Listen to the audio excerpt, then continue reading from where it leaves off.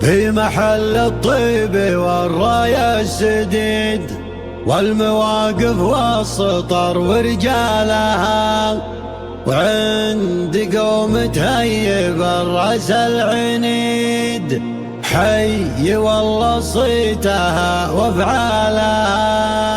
من سلايل عبس والمجد التليد صيتها بسيوفها ورجالها، صيتها بسيوفها ورجالها.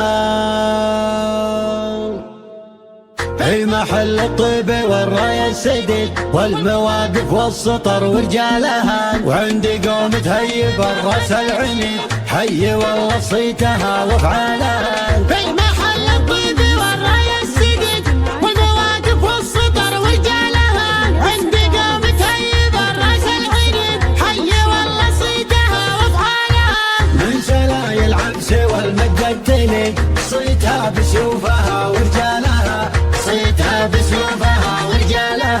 عند بنع سكر حال الفعل المجيد القصايد تفتخر بجالها، وعند ملا وملا يقيد بالعلوم الكايدة وهوالها.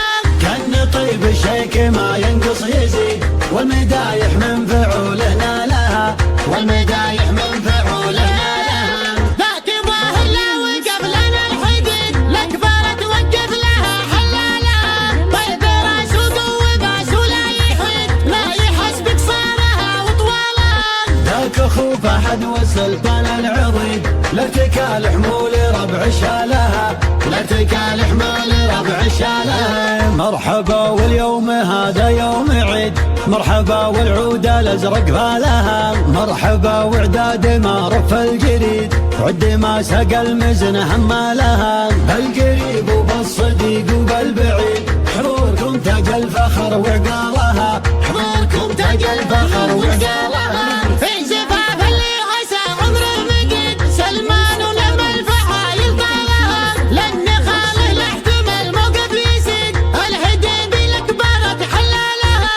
في زفاف جاته جزال القصيد والقصايد تفتخر بجزالها، والقصايد تفتخر بجزالها، والقصايد تفتخر بجزالها.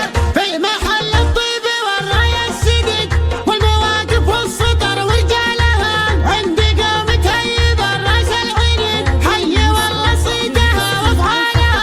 من سلايل عبس والمجد التليد صيتها بسيوفها ورجالها، صيتها بسيوفها ورجالها.